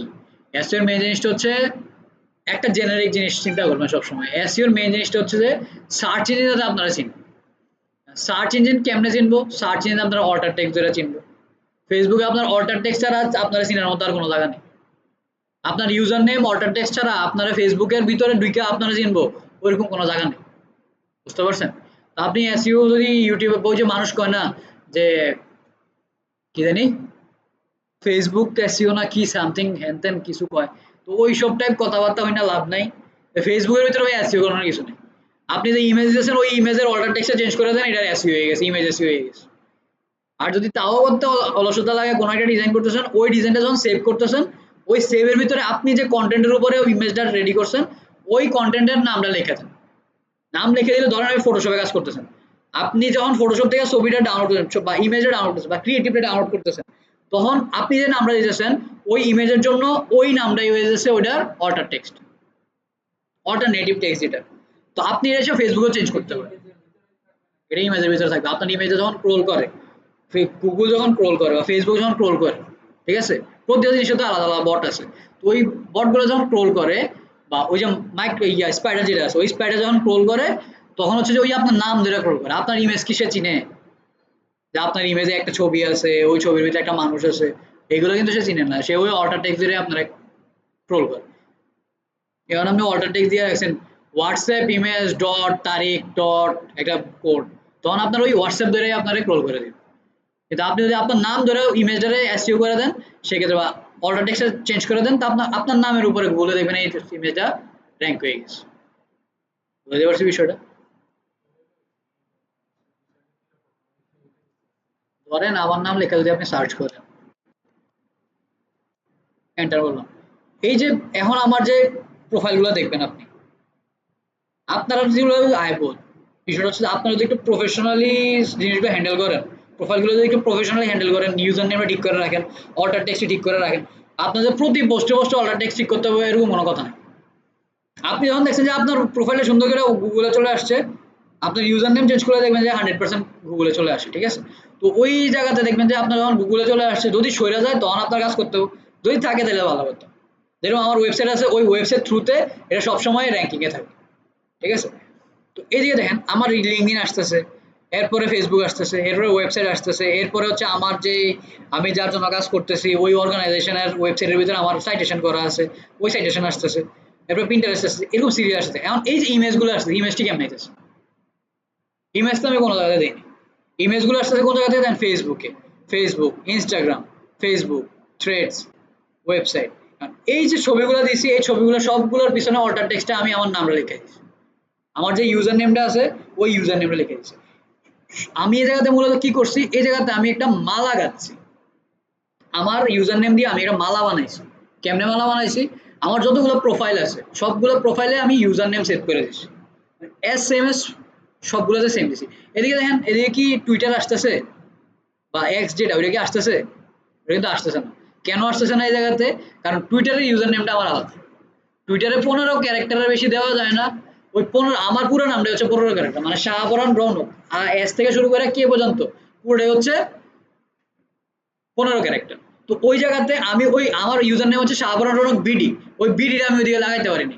তখন কি হয়েছে, আমার যে মালা লাগাচ্ছি আমি ফেসবুক, ইনস্টাগ্রাম, থ্রেডস, বাইবাল, লিঙ্কডইন যাই আছে যতগুলো আমার প্রোফাইল আছে সবগুলোর ইউজার নেম আমি একসাথে করলেও টুইটারটা আমি করতে পারিনি। যার কারণে ওই টুইটারটা এদিকে র্যাঙ্ক করতেছে না। এই ইউজার নেমের উপরে বা এই র্যাঙ্ক কিওয়ার্ডের উপরে র্যাঙ্ক করতেছে না। বুঝতে পারছেন বিষয়টা? ক্লিয়ার? সোজা কথা, এত কিছু যদি না বুঝেন সবগুলো প্রোফাইলের ইউজার নেম চেঞ্জ করে দিন। ইউজার নেম এক ইউজার নেম করুন। এটির মাঝখানে আবার এখানে স্পেস দিয়ে না, ইউজার নেম লেখার মাঝখানে আবার স্পেস দিয়ে দিন না। ইউজার নেম লিখতেছেন, যেমন যেমন ধরেন আমার এদিকে লেখা আছে কি পুরো টানা লেখা আছে না নাম, আপনি যদি এদিকে স্পেস দিয়ে দেন, আপনি যদি এই জায়গাতে স্পেস দেন, আপনার যে ব্যাকএন্ড কোড আছে, হোক এটা ফেসবুক, হোক এটা ইনস্টাগ্রাম, হোক এটা যে জায়গায় ব্যাকএন্ডে যে কোড আছে, কোডটা কি ধরবে জানেন? এদিকে স্পেস ধরবে, ওই স্পেস জায়গায় এরকম একটা ড্যাশ দিয়ে দিব বা হাইফেন দিয়ে দিব। তো হাইফেনটা আমরা চাই না। আপনি একদম টানা নাম লিখবেন। যদি টানা নাম না আসে ওই ক্ষেত্রে আপনি ডিজিটাল লাগান, বিডি লাগান, যা ইচ্ছা তা লাগান, কোনো সমস্যা নেই। ইউজার নামের ভিতরে সংখ্যা লাগায়েন না। ইউজার নেম সবসময় ইউনিক,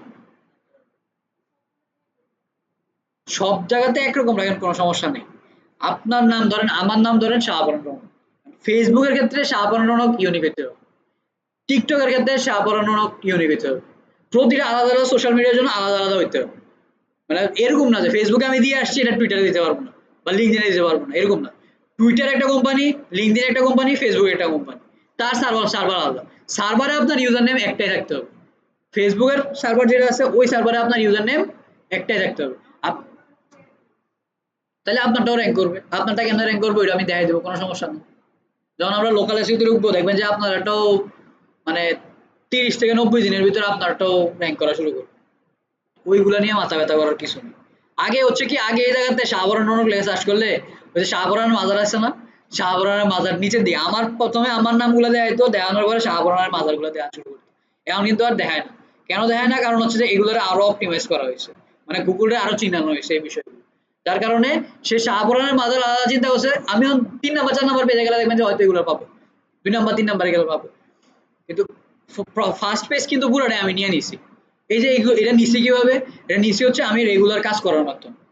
সেম আপনি যদি ধরেন কোনো একটা কোম্পানির এসইওর কাজ করতেছেন, এসইও এক্সপার্ট, আপনি প্রথম দিনেই আপনি র‍্যাঙ্ক করতে পারবেন না।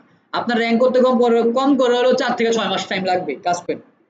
বুঝতে পারছেন? কারণ আমরা 90 দিনের একটা ডিউরেশন গুগল ধরেই নেয়। আর 90 দিনের আগে আপনি কিছু রেজাল্ট পাবেন। মানে আজকে কাজ করতেছেন, আপনার জানতে হবে, শিওর থাকতে হবে যে শিওর আমি এই কাজটা করতেছি, এটা 90 দিন পরে এই একটা রেজাল্ট দিবে। যেমন আপনার আমি দেখাই দিলাম এদিকে। এদিকে জাস্ট প্রবলেমগুলো আমি দেখাইলাম। আপনি শিওর না যে এই কাজগুলো করলে আমার এদিকে এসইওর স্কোরটা আরো বাড়বে। আমি তো শিওর। আপনারা হয়তো এখনো কাজ করেন নাই। কিন্তু আমি যে কাজ করছি, আমি তো শিওর যে এই কাজটা করলে এইদিকে স্কোরটা বাড়বে। তো গুগলের 90 দিন পরে দেখাইবো। আমি তো জানি এটা 90 দিন পরে কই যাবে। ঠিক না? তো 90 দিন পরে ধরেন আমি আজকে ছিলাম 10 নাম্বারে। এসইআরপির 10 নাম্বারে আমি ছিলাম। সার্চ এর 10 নাম্বারে। আমি শিওর 90 দিন পরে আমি হয়তো 7 নাম্বারে যাবো, 6 নাম্বারে যাবো। এরপরে ওই যে উপরে যে 5 জন আছে 5 জনের আমি কম্পিউটার হিসেবে ধরবো। তাদেরকে ধরে তারা কি কাজ করছে ওই জিনিসটা আমি দেখবো। তাদের যে স্ট্রংনেস আছে, তাদের যে উইকনেস আছে ওইটার আমি স্ট্রংনেস বানাই নিব। তখন আমি তাদেরও বিট করতে পারবো। বুঝতে পারছি বিষয়টা? মেইন কথা হচ্ছে পুরোপুরি গেম। আপনার কম্পিউটার অ্যানালাইসিস করে গেম খেলতে হবে। বুঝতে পারছি?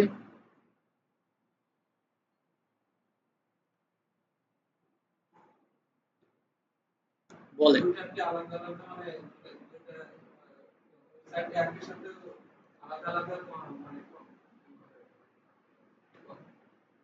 বলেন আস্তে আস্তে বলেন।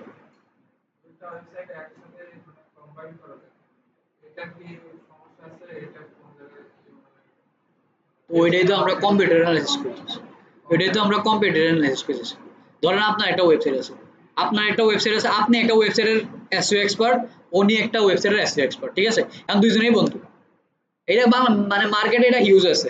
মানে ধরেন আপনি একটা ব্র্যান্ডের এসইও এক্সপার্ট, আপনি সেম বেসে পড়ালেখা করছেন বা আপনি ইন্ডাস্ট্রিতে থাকতে থাকতেও পরিচিত, উনি আর একটা ব্র্যান্ডের এসইও এক্সপার্ট। কারণ আপনারা যখন আড্ডা মারতে বসেন, আপনি কইবেন যে আমার উইকনেস এদিকে আছে, আমার স্ট্রং এটা, তোমার স্ট্রং এটা, তোমার উইকনেস এটা আমি জানি। জীবনও বলবেন না। কারণ আপনার কাজ আপনি করবেন, আপনার ওনার বন্ধু হইলেও কাজ করার ক্ষেত্রে উনি আপনার শত্রুই। বুঝতে পারছি? তো আপনার যখন আপনার এরকম হয়, আমার কাছে এরকম অনেক কাজ আছে যে হসপিটাল দুইটা আছে, দুইটা হসপিটালের মার্কেটার আমি, কিন্তু কাহিনী হচ্ছে মানে হেরার কথা হচ্ছে আপনি আমার কাজ করেন সে যাতে না জানে, সে তার কথা হচ্ছে আপনি আমার কাজ করেন সে যাতে না জানে। বুঝতে পারছি, কিন্তু মাঝখানে দুজনের গেম তো আমি খেলি।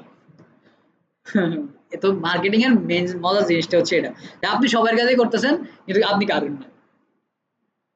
তো ওই এসইও করার ক্ষেত্রেও সেম জিনিস। এমন দেখা যাবে যে আপনি দুইটা কাপড়ের ব্র্যান্ডের কাজ করতেছেন, দুইজনের কম্পিউটার, কিন্তু দুইজনের কম্পিউটারের কাজই আপনি করতেছেন, দুইজনের এসইও আপনি কাজ করতেছেন। ঠিক আছে? ওইসব জিনিস মাথায় নিয়ে লাভ নাই। আগে শিখেন কাজটা কেমনে করতে হয়, কাজটা কিভাবে কাজ করে। চেষ্টা করেন একটা ওয়েবসাইট বানানোর জন্য, ওয়েবসাইট বানাইতে পারলে আপনারা একটু প্র্যাকটিস করতে পারবেন। আর আপনাদের ক্লাস করা গেছে, আপনার জানা আছে টোটাল কয়টা ক্লাস গেছে? 30-40টা গেছে নি? 40টা যেত না, 30-35টা গেছে। কয় মাস হয়েছে আপনার শুরু হয়েছে কবে থেকে কোর্স? মে মাসের 9 তারিখ? মে মাস, গত বছর মে মাস, রিসেন্ট মে মাস।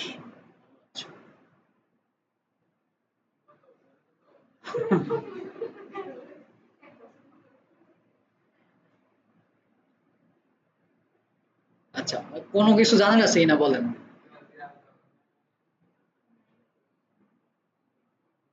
গত ক্লাসের কোনো কিছু সমস্যা আছে কিনা?